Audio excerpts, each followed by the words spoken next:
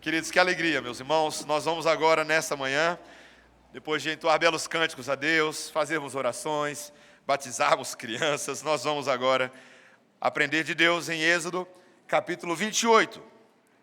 Êxodo 28.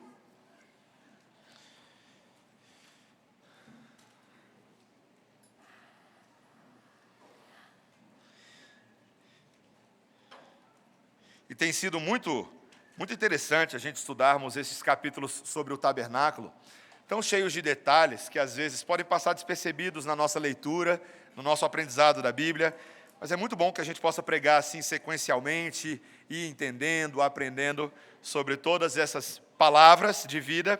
Eu peço a você que agora, nesse momento, preste bastante atenção na leitura dos versículos 1 a 43, Êxodo 28, a bendita palavra do Senhor nos diz assim: Faze também vir para junto de ti Arão, teu irmão, e seus filhos com ele, dentre os filhos de Israel, para me oficiarem como sacerdotes, a saber, Arão e seus filhos Nadab, Abiú, Eleazar e Itamar. Farás vestes sagradas para Arão, teu irmão, para glória e ornamento. Falarás também a todos os homens hábeis, a quem enchi do espírito de sabedoria, que façam vestes para Arão, para consagrá-lo, para que me ministre o ofício sacerdotal.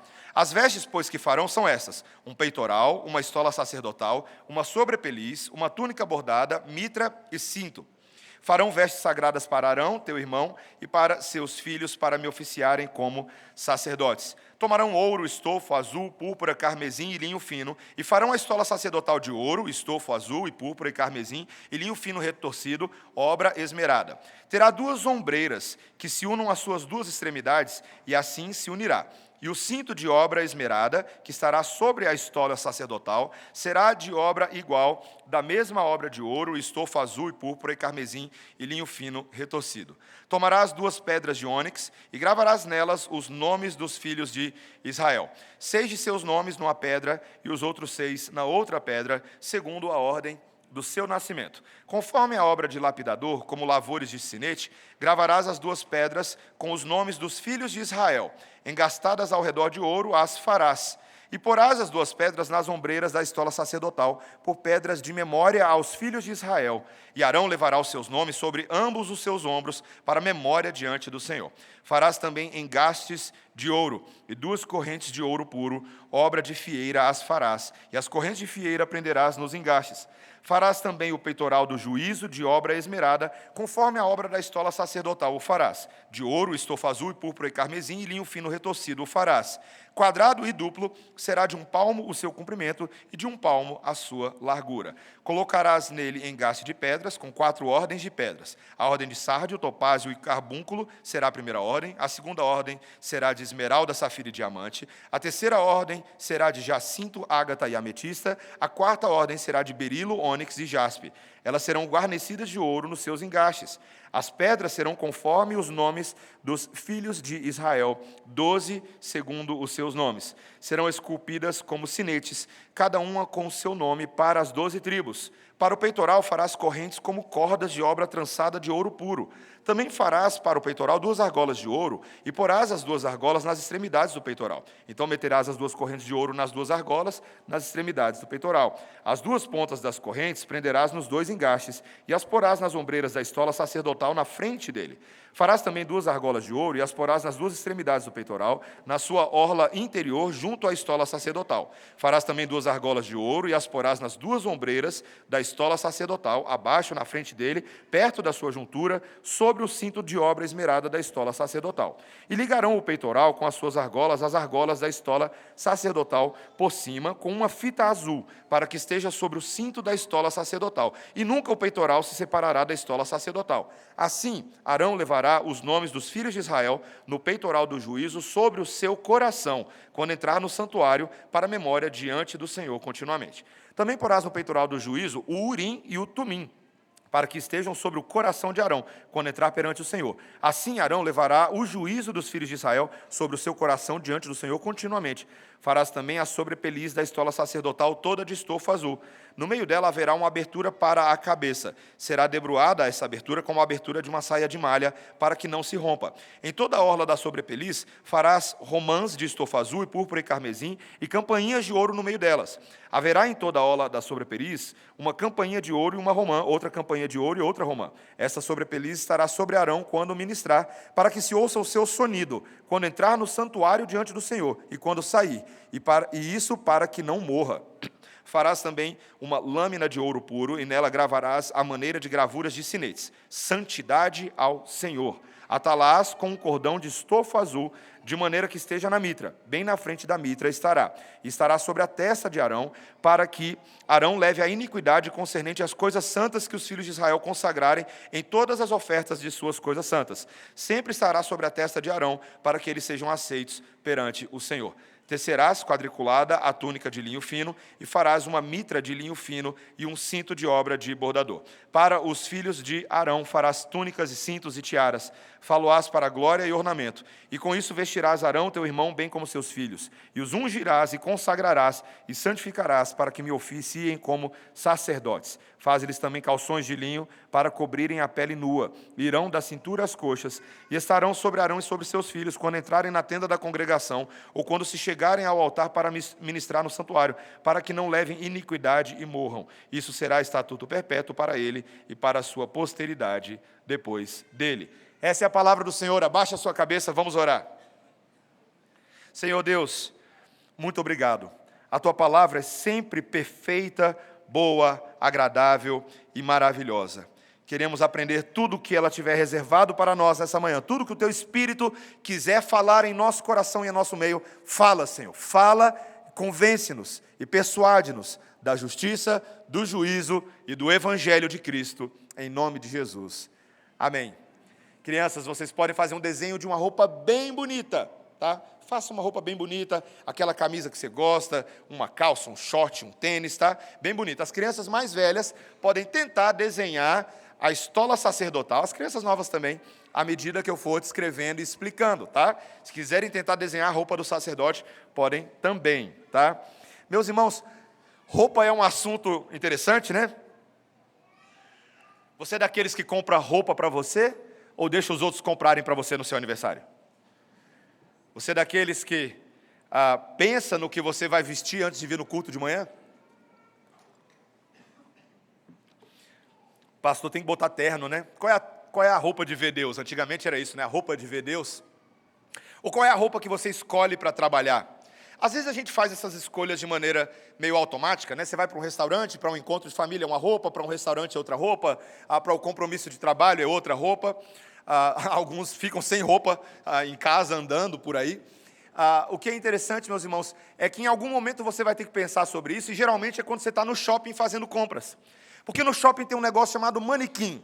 Quando você entra em loja de departamento, está lá o manequim parado, com alguma roupa que aquela loja quer que você compre. E está ali, né, bem exposto diante de nós. E o objetivo daquele manequim, preste atenção, tá? É você se visualizar nele, não é? A ideia não é mais ou menos essa? E às vezes os manequins ficam em umas posições assim bem sugestivas, né? Como se você estivesse naquela posição no dia a dia. Mas a ideia é você olhar para aquela roupa e pensar, será que eu vestiria essa roupa? Será que é a roupa adequada para mim? E aí de vez em quando eu e você, a gente se atreve a dar uma olhada no preço da roupa. E a gente fala, cara, não sei se eu compraria essa roupa, mas talvez eu gostaria muito de tê-la. Meus irmãos, esse texto de hoje é sobre roupa. Que Deus é esse que no meio da descrição da sua casa tabernacular, que já nos é muito impressionante, que Deus gaste tempo falando da decoração do tabernáculo, agora Deus vai falar da decoração das pessoas, das roupas que certos homens deveriam usar, para representar algo muito profundo sobre quem nós devemos ser diante de Deus com as roupas adequadas. Meus irmãos, o texto de hoje é sobre um Deus que reveste seu povo com roupas. Roupas não preparadas por nós, que seriam incapazes de nos fazer se apresentar diante de Deus, mas roupas de justiça, de glória, roupas sacerdotais, para nos ensinar a natureza desse relacionamento e como que a gente leva essas roupas de Deus perante o mundo, para brilhar a luz do Senhor. O texto de hoje fala sobre a escolha do sacerdote, da sua roupa, a natureza intercessória dessa roupa, dessas vestes, e as roupas que nos cobrem da pecaminosidade e nos dão santidade. Tá? Primeiro, a escolha do sacerdote. E aqui, meus irmãos, obviamente, 43 versículos, eu não vou poder fazer uma exposição versículo a versículo, senão a gente sairia daqui depois do almoço. Mas eu gostaria de tentar resumir alguns aspectos muito centrais desse texto para você. Primeiro, lembrando que, antes mesmo de você falar da roupa do sacerdote, você precisa lembrar que, embora Deus já tivesse falado a esse povo, lá no capítulo 20, versículo 19 a 21, de que eles seriam um reino de sacerdotes. Você pode depois ver lá no capítulo 19, versículo 6. Vocês serão para mim uma nação, um povo de sacerdotes. Mas Deus agora quer ensinar para eles a natureza disso, e Ele estabelece um sacerdote para mediar o relacionamento entre Ele e o seu povo. Você fica pensando assim, mas será que isso era necessário? A essa altura Deus não estava falando ali diretamente por meio de Moisés? Mas, meus irmãos, lembre-se que Deus estava ensinando o seu povo a como adorá-lo. Era importante que o povo soubesse como adorar a Deus. Então, o sacerdote agora, esses ministros que vão ser colocados para supervisionar as operações do tabernáculo, esses ministros serão exemplo, modelo de adoração, e eles vão ajudar o povo a manter o seu relacionamento com Deus.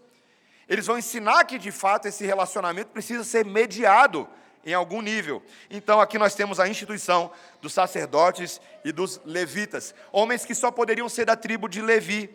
Os capítulos 28 e 29 vão dar muitos detalhes sobre esses sacerdotes. Mas então Deus pega o famoso irmão de Moisés, que viveu tudo com ele, Arão, e ele pega seus filhos dentre o povo de Israel para que sirvam dessa maneira. É o que a gente começa a ver desde o versículo 1, tá? Eles são identificados com os seus semelhantes, eles são iguais na limitação e na fraqueza dos outros, mas eles são separados. Eles são inclusive escritos dessa tribo de Levi, escolhidos dessa tribo de Levi, mas eles também, todos os sacerdotes dessa linhagem deveriam ser descendentes de Arão, que seria o primeiro sumo sacerdote. E Deus estava já ensinando algo para o povo aqui. Deus estava ensinando de que existem muitos, mas alguns são escolhidos. Existem muitas pessoas nesse mundo, mas alguns são separados por Deus para uma finalidade específica. Meu irmão, minha irmã, eu quero começar te perguntando isso hoje pela manhã. Você entende que eu e vocês aqui nessa manhã fomos separados de uma massa de pecadores? Veja, eu e vocês somos, por origem, por natureza, pecadores, como todos os seres humanos nesse mundo, que são filhos de Adão. Mas nós também fomos feitos filhos de Deus, pelo Espírito Santo da consagração. E você está aqui hoje pela manhã, Deus te trouxe aqui, não apenas para falar a você como um transeunte passivo, que vai ouvir umas coisas legais e falar assim, que legal, eu gosto de ir naquela igreja de vez em quando, porque eles falam umas coisas legais. Não! Existe uma santa convocação do Espírito Santo e um lembrete de que a sua vida, você não tem o direito de fazer com ela o que você acha que você tem que fazer.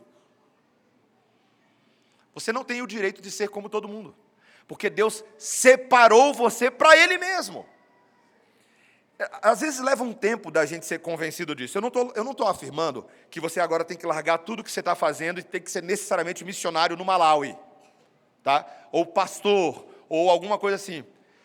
Mas o que eu quero dizer para você é que se você está vivendo sua vida como se a finalidade última da sua vida fosse apenas ganhar dinheiro no seu trabalho, ser uma boa pessoa na sua família, pagar seus boletos em dia, fazer a sua declaração de imposto de renda e por aí vai, você não está compreendendo que Deus chamou você para ser um sacerdote. Você é da tribo de Deus, separado por Deus. E está sendo nessa manhã relembrado que você está sendo consagrado ao Senhor, no culto a Deus. Todo culto é um ato de consagração do povo de Deus. Eu amo aquela cena da consagração de Arão, que é relatada no Salmo 133. Quando ele vai dizer, como é bom e agradável essa união do povo de Deus. É como o óleo que escorre pela barba de Arão. A comunhão do povo de Deus é uma consagração sacerdotal semelhante ao que aconteceu com Arão e com seus filhos, no dia que eles botaram a cabeça deles lá, e o óleo foi derramado, e a partir daquele momento eles eram sacerdotes. Ou seja, meus irmãos, a nossa comunhão é sacerdotal. A nossa relação é distinta. Eu e você fomos escolhidos a dedo, individualmente e coletivamente, para sermos um povo consagrado a Deus. Eu espero que isso mude a maneira como você vai trabalhar amanhã, segunda-feira. Eu espero que isso mude a maneira como você vai assistir filmes, dirigir no trânsito, fazer compras. Você precisa estar consciente disso. E Deus estava ensinando isso ao povo por meio de Arão e de seus filhos. Então veja que primeiro é um ato de escolha da parte de Deus, é o seu primeiro elemento do texto. Segundo lugar, a gente vai ver agora que as vestes que vão ser dadas são vestes intercessórias. Vestes intercessórias. Veja, meus irmãos, a gente vinha falando do pátio, lembra, dos átrios do tabernáculo, vinha falando do lugar santo, do Santo dos Santos, falou do altar, todas essas coisas eram solo sagrado. Então, aqueles que ali deviam servir, também deveriam ser santos e receber vestes sagradas, vestes que os distinguia disso. E os materiais utilizados aqui, você percebeu? Ele fala de ouro, fio azul, púrpura, carmesim, linho fino, no versículo 5 aí. Eles não só conferem dignidade e honra aos homens que agora iriam vestir essas roupas muito bonitas. Eu tenho certeza que os israelitas, quando passassem pelos sacerdotes e vissem as roupas deles, falariam: roupa bonita, Fernandinho. As roupas eram chamativas, eram bonitas. Mas mais do que isso, os materiais e tecidos eram os mesmos que eram do tabernáculo. Imagina se o sacerdote arrancasse uma daquelas cortinas e falasse: eu vou me enrolar numa cortina dessa. Essa era a associação. Eles estão usando roupas muito parecidas com o próprio tabernáculo, para mostrar que o ministério do sacerdote é o ministério do tabernáculo. O que acontece em relação ao tabernáculo é o que tem que acontecer na vida desse homem agora. Então, todos os itens são pensados em associação. E os itens são interessantes, né? Um peitoral, um éfode, um manto aqui, uma sobrepeliz, uma túnica tecida, um turbante e faixas. Os filhos de Arão também, no final do capítulo fica claro que eles também teriam que usar essas túnicas, essas faixas na cabeça. E os elementos aqui são interessantes, meus irmãos. O éfode era um tipo de avental. Ele era bem bordado com duas partes aqui. Ele tinha uma parte na frente e uma parte atrás. Eles eram unidos no ombro com uma faixa na cintura também. E ele parecia assim um tipo de colete que era usado sobre outras vestes, tá? Mas o que é interessante desse éfode aí é que cada alça desse ombro tinha uma pedra, cada uma dessas pedras com 6 nomes das 12 tribos de Israel.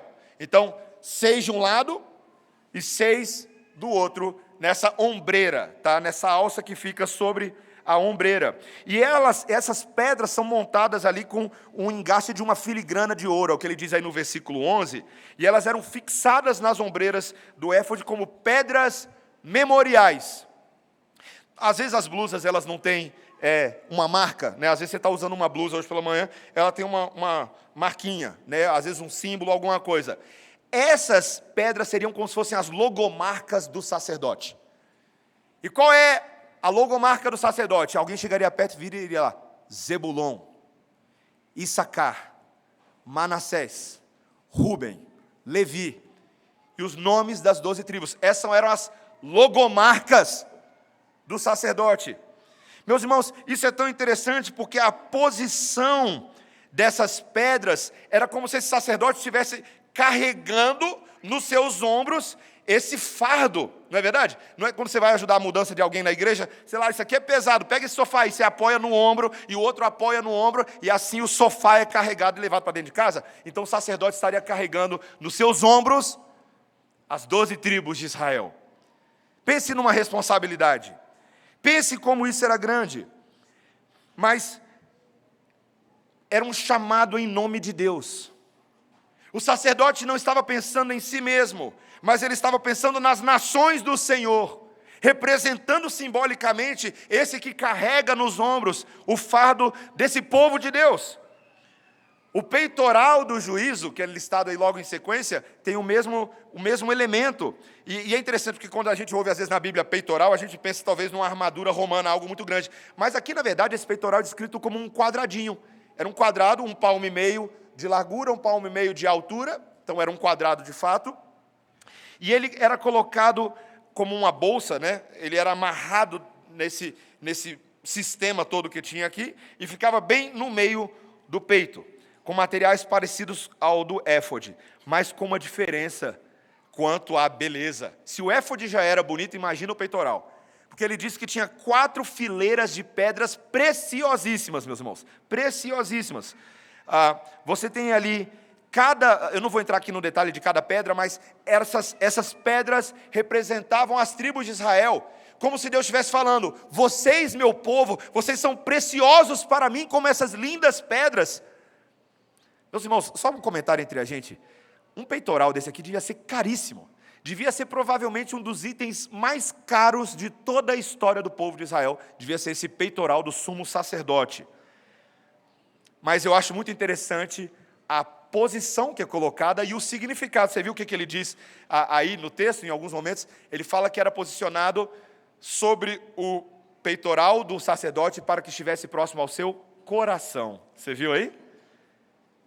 Vai estar no coração do sacerdote. Meus irmãos, pare para pensar o que Deus está comunicando. O sacerdote vai levar as nações nos seus ombros, mas carregá-los também no seu coração. Meus irmãos, que lindo e que profundo isso. Porque é um ato cerimonial, mas de afeto, de sinceridade. Esse sacerdote deveria se comprometer intercessoriamente em favor desses que ele carrega sobre os ombros e no seu coração. Esse era o chamado do sacerdote.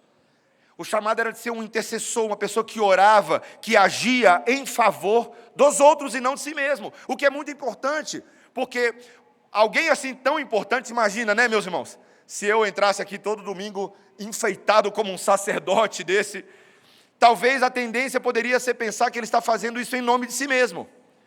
Como muitos que ainda hoje nesse mundo evangélico ministram não para outros, mas para que a sua própria glória fique em evidência.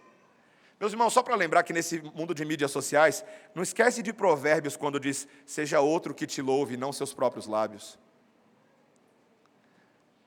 A gente está vivendo num mundo tão autocentrado, tão narcisista, tão vaidoso, que as pessoas, quando ministram em nome de Deus, ministram para elas aparecerem mais do que o próprio Deus. É o que acontece. Mas o sacerdote não tinha esse direito.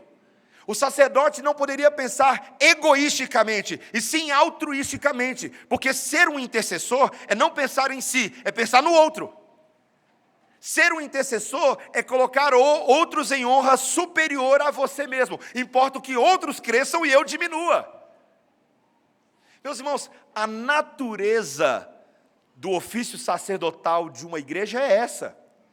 Nós devemos interceder em favor uns dos outros e literalmente carregar os fardos uns dos outros com as nossas orações. Uma vez me perguntaram aqui na igreja uma criança, porque as crianças sempre fazem as melhores perguntas do universo, vem delas. As mais sinceras, as mais honestas. Uma vez uma criança, sem citar nome, ela veio aqui para mim e falou assim: pastor, com toda a sinceridade, ela falou assim: pastor, você ora muito longo. Foi verdadeiro, meus irmãos, eu entendi a dor dela.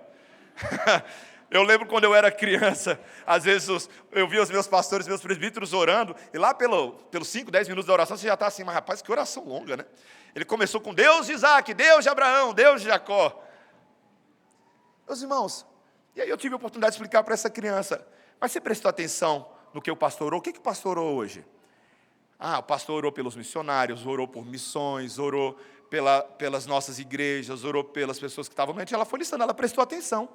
Eu falei: que bom que você prestou atenção, porque realmente a gente deve orar por todas essas coisas. Às vezes é um pouco longo, sim, mas é porque a gente tem muitos motivos de oração. Meus irmãos, às vezes a gente quer orar rápido para se livrar da oração, quando Deus quer ter tempo com você. Fala, ora, intercede.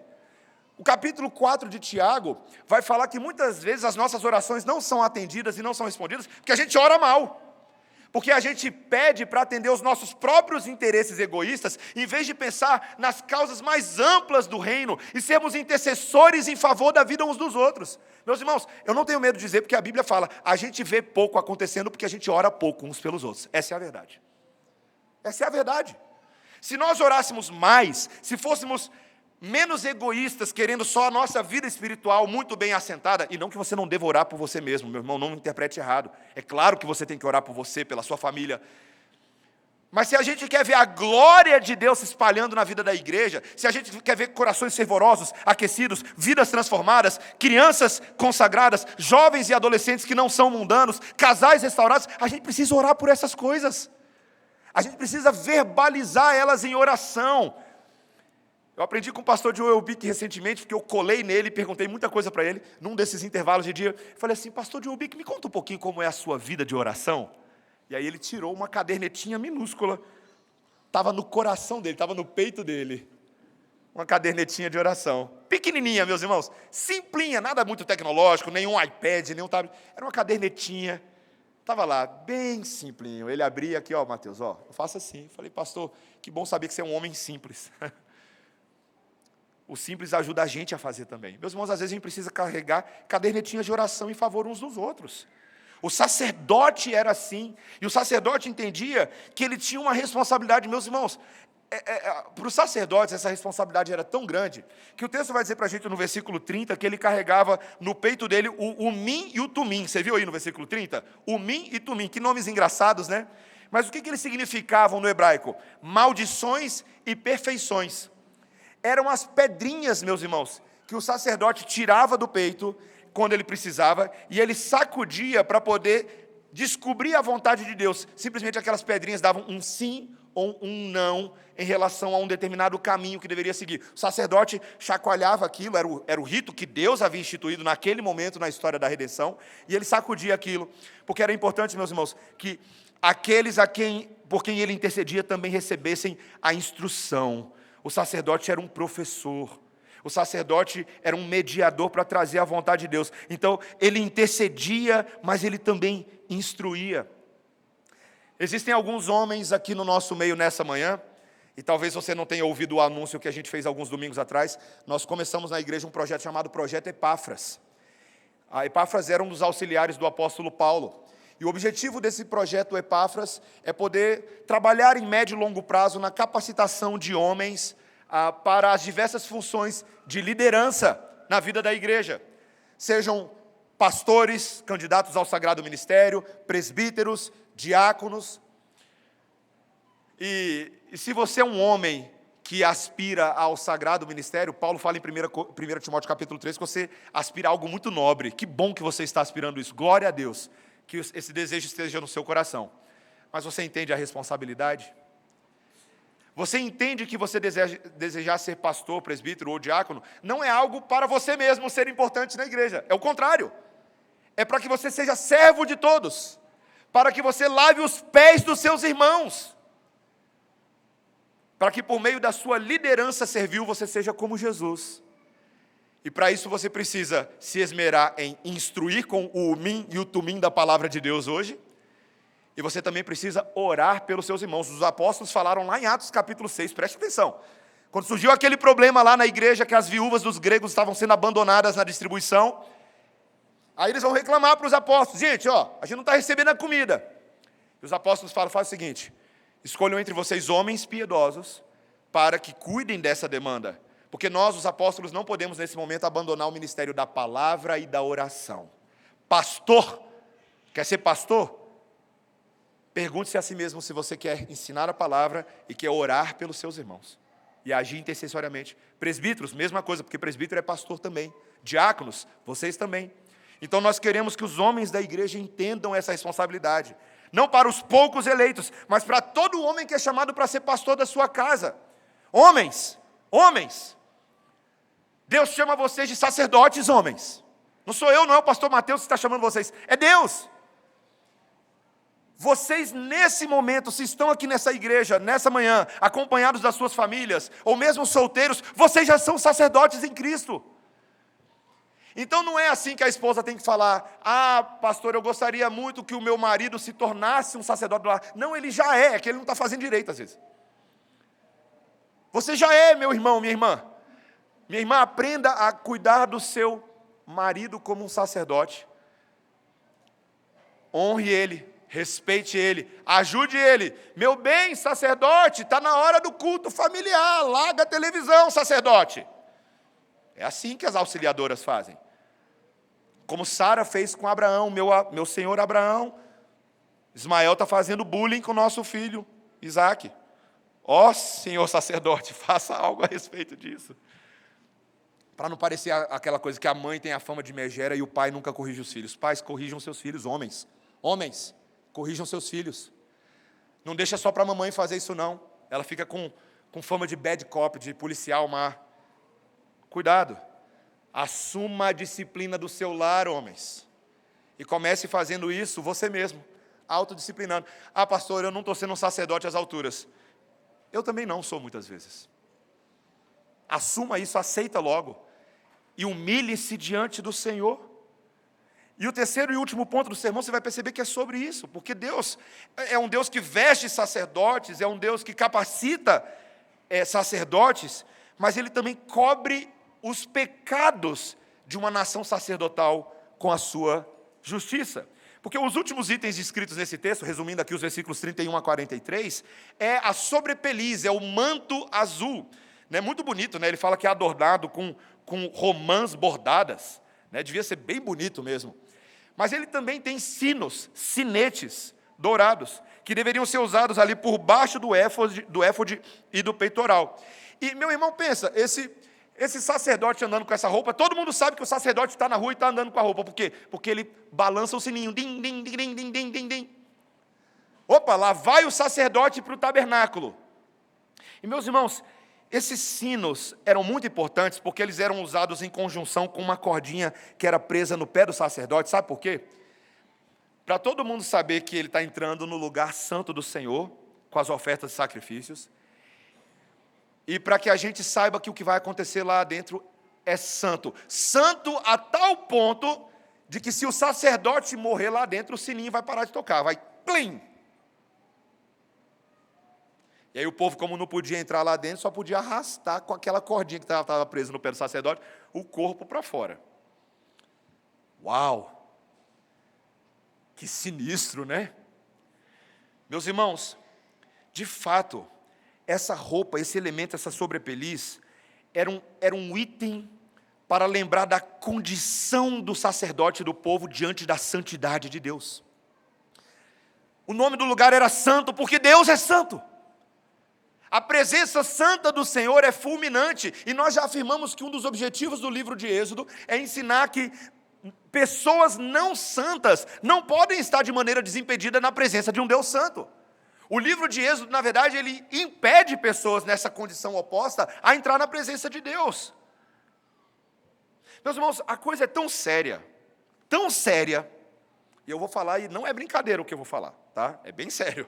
Eu sei que parece estranho falar disso, mas é sério. A coisa é tão séria que Deus se preocupa em falar das cuecas do sacerdote. O sacerdote deveria usar um linho, está aí no texto, ele deveria usar um tecido que cobriria as suas partes íntimas por baixo. Porque, veja só, vários dos itens desses... o sacerdote estava vestindo basicamente como se fosse uma espécie de um vestidão masculino, era uma túnica.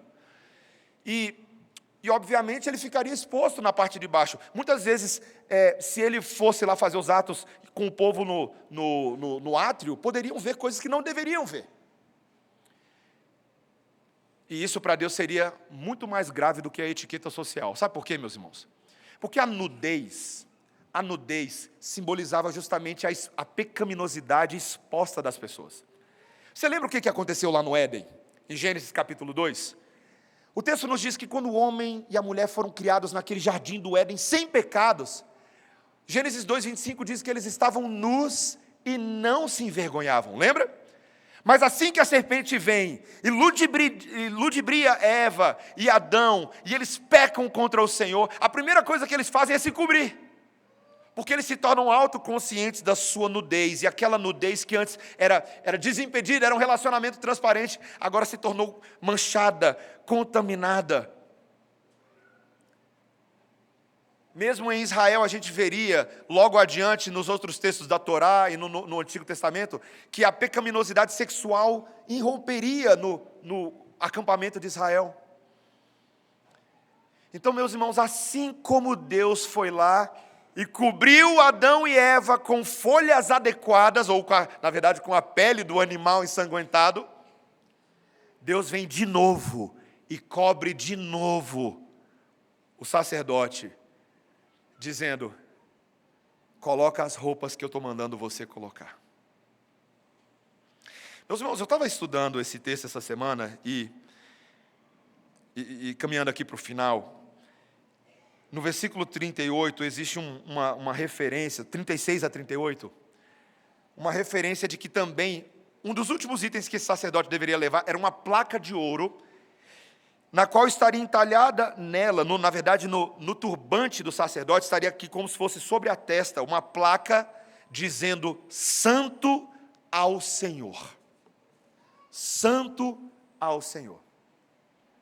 Não bastando a roupa toda, havia uma placa na testa desse homem que todo mundo que olhasse para ele veria: Santo ao Senhor, separado ao Senhor. Como é possível isso, meus irmãos? Porque aquele sacerdote, Arão e seus filhos, eram homens como nós.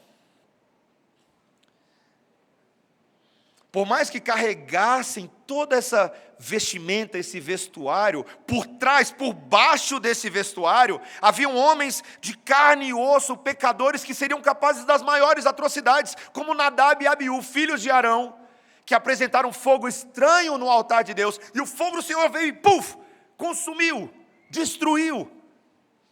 Não somente eles, mas todos os israelitas que não se arrependeram dos seus pecados foram consumidos no acampamento de Israel. Você consegue imaginar? Você imagina um belo dia, você vivendo a sua vida de Israel, de repente abre um buraco no chão, e as pessoas caem e morrem. Porque, meus irmãos, a tendência do povo é se esquecer de que Deus é santo. Nós vamos vivendo nossa vida, e a gente vai cauterizando a nossa mente com as influências e vozes desse mundo, e a gente vai esquecendo que a gente é pecador e que Deus é santo, e a gente é pecador, e de que nós não temos direito de viver da forma como a gente quer, e a gente vai se escondendo com as roupas e as capas desse mundo, não é verdade? A gente vai tomando os mantos da justiça social, os mantos da política, os mantos da economia pessoal e do empreendedorismo, e a gente vai botando essas roupas como se elas fossem capazes de nos esconder da nossa verdadeira nudez, que está exposta dos olhos de Deus, diante dos olhos de Deus o tempo inteiro. Você pode se cobrir quanto for, Deus olha para você e Ele sabe que você é leproso. Me assusta quando eu olho para Israel, meus irmãos. E quando os leprosos, é bonito falar do sumo sacerdote, mas vamos falar de quem a gente é, tá? Quando os leprosos estavam chegando perto da cidade, eles tinham que tocar um sininho. Din, din, din, din, din, din. Leproso chegando, din, din, din, din, din, din, din. Meus irmãos, aos olhos de Deus, naturalmente, quando nós andamos por aí e tentamos viver a nossa vida sem Deus, é esse bando de leproso com sininho, din, din, din, din, din, din, ofendendo a santidade do Senhor. Meu irmão, minha irmã, vamos falar, eu quero falar bem sincero aqui, eu não quero pregar com teoria hoje, não. Nunca quero, mas especialmente hoje eu não quero. A gente tenta se esconder demais. A gente inventa roupa que não existe. A gente se convence que se a gente comprar certas roupas, certos itens, por mais belos que sejam, e não há pecaminosidade disso, mas a gente se convence de que aquelas roupas serão capazes de nos apresentar aceitáveis diante de Deus. Você tem certeza disso? Você pode apostar nisso? Você fazer as suas malinhas todas, chegar no dia do juízo final, falar: Senhor, abri as malas aqui, Senhor, estão aqui as minhas roupas. Olha que camisa bonita que eu tinha, Senhor. Olha essa calça linda que eu comprei, Senhor. Eu me vesti com o bom e com o melhor, porque essas roupas me apresentam no teu santuário. E o Senhor vai falar: se foi isso que você fez, aparte-se de mim, pecador. Suas vestes são inadequadas. Porque a roupa que faz ser aceito diante de Deus é aquela que tem uma placa: santo ao Senhor. Que roupa é essa, meu irmão, minha irmã? Que roupa é essa? Eu peço que você abra comigo rapidamente aí em Hebreus, o texto que nós lemos. Hebreus capítulo 7.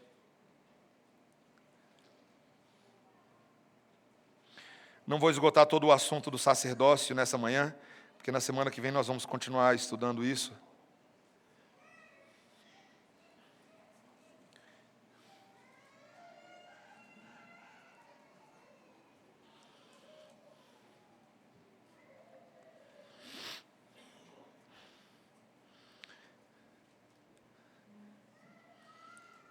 O texto diz no versículo 11, eu quero que você ouça com atenção.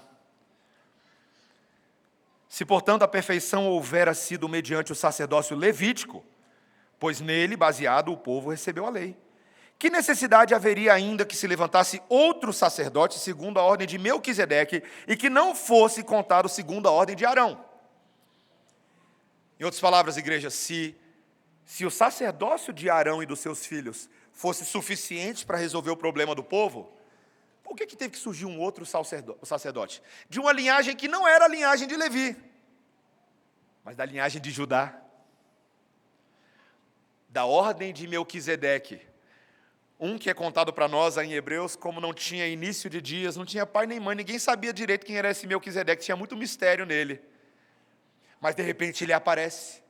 De repente ele surge como que se para trazer algo que é uma solução que os homens não têm, mas Melquisedeque simboliza isso. Então existe agora um sacerdote que vem de fora, não contaminado como Arão e como seus filhos, mas traz algo novo, traz algo diferente. Versículo 12, pois quando se muda o sacerdócio, necessariamente há mudança de lei. Porque aquele de quem são ditas essas coisas pertence a outra tribo, da qual ninguém prestou serviço ao altar, pois é evidente que nosso Senhor procedeu de Judá, a tribo a qual Moisés nunca atribuiu sacerdotes. Meus irmãos, esse sacerdote é um sacerdote, como o versículo 22 diz, veja aí comigo, um sacerdote um fiador de uma superior aliança. E o versículo 23 diz para nós que aqueles outros sacerdotes, que eram em maior número, eram impedidos pela morte de continuar. Entretanto, esse Jesus, da tribo de Judá, da ordem de Melquisedeque, versículo 24, ele continua para sempre e tem um sacerdócio imutável. Meus irmãos, o que Jesus conseguiu fazer foi vir a este mundo não com as roupas do mundo, mas com as roupas da glória de Deus, se revestindo de obras de justiça, de atos de amor, de uma logomarca superior, e ele veio para nos ombros dele carregar os nomes das 12 tribos de Israel e de todas as tribos que são representadas naquelas 12 tribos de Israel. Que Deus é esse que foi para a cruz, tendo sobre os seus ombros e no seu coração o meu e o seu nome? Que amor é esse? Porque ele não morreu por genéricos lá, como falamos no outro domingo, ele morreu por pessoas específicas.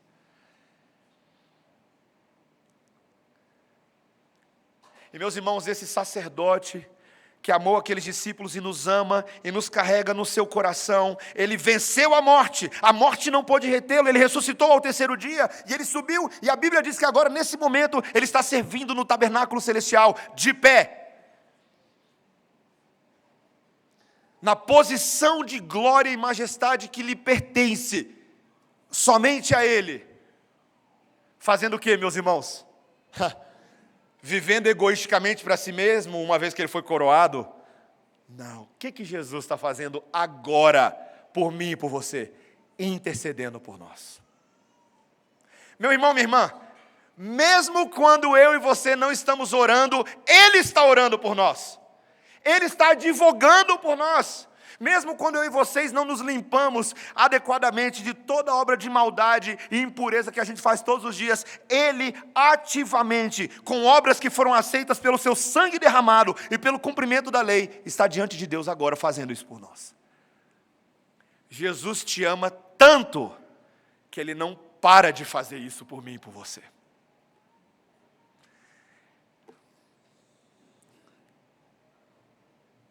Aquele que carrega uma placa de ouro verdadeira sobre a cabeça dele. Santo ao Senhor. É Ele quem nos santifica ao Senhor. A sua morte, meus irmãos, foi capaz de agora de nos revestir de uma nova roupa. A pele de um cordeiro imaculado, santo e puro. Sangue que nos lava, que nos purifica. Uma roupa miraculosa que nos torna mais alvos do que a neve. Ainda que tenha cantor evangélico achando que a gente não pode falar mais isso. Não é mais evangélico, né?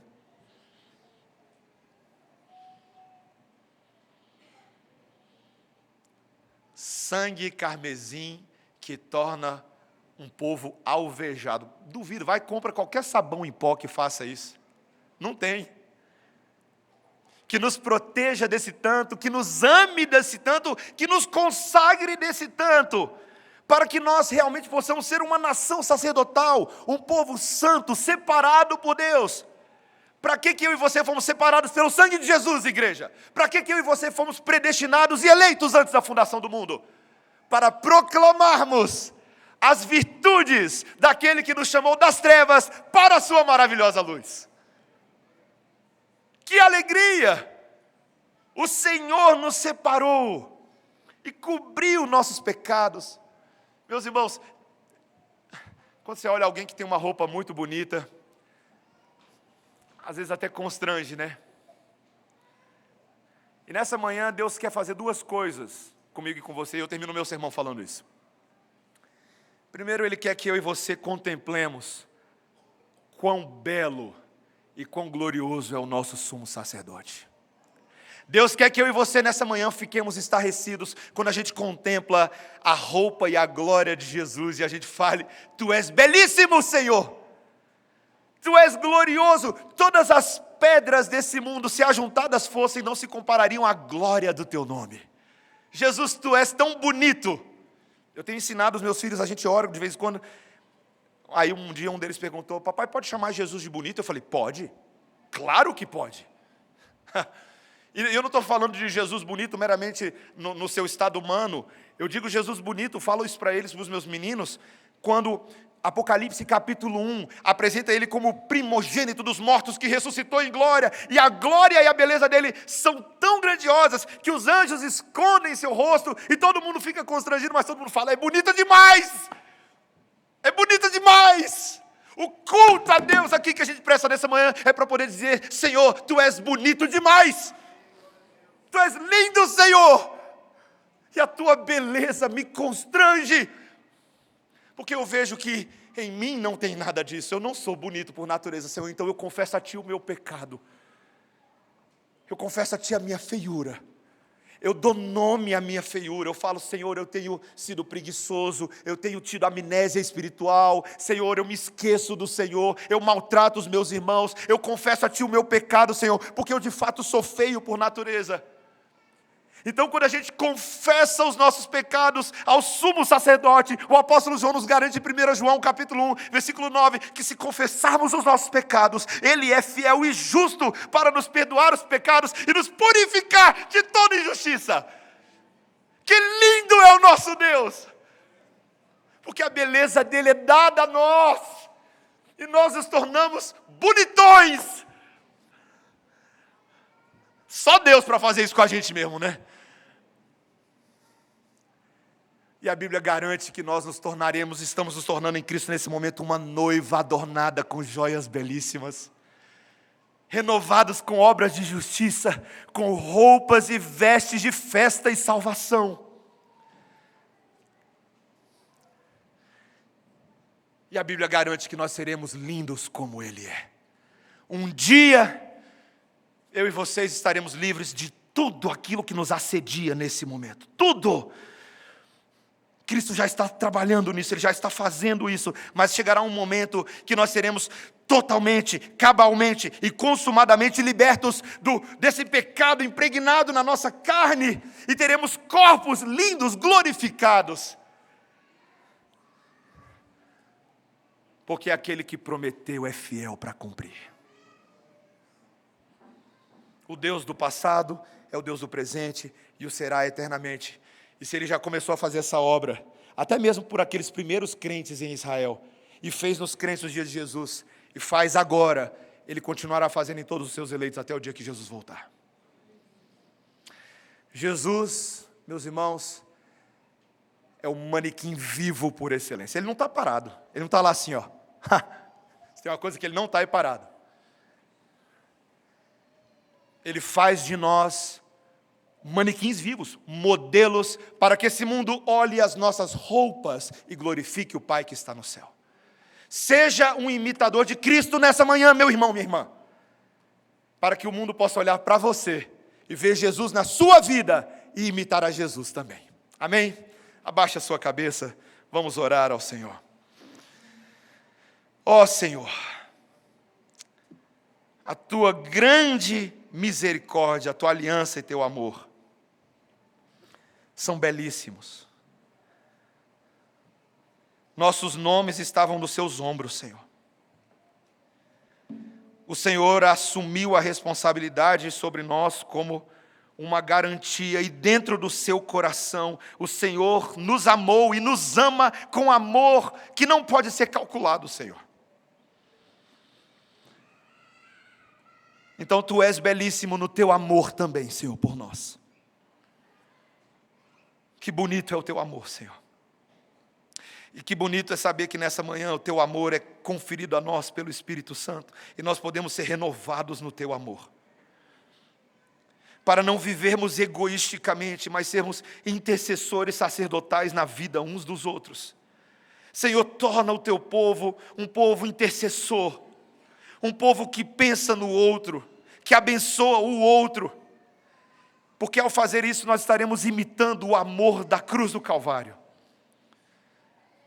E nós temos a certeza de que o Senhor já está fazendo isso em nós, porque o Espírito Santo garante essas coisas. Então, Senhor, cumpre a Tua bela e bonita obra de revestir o Teu povo com obras de justiça, para a glória do Teu santíssimo nome, em nome de Jesus. Amém.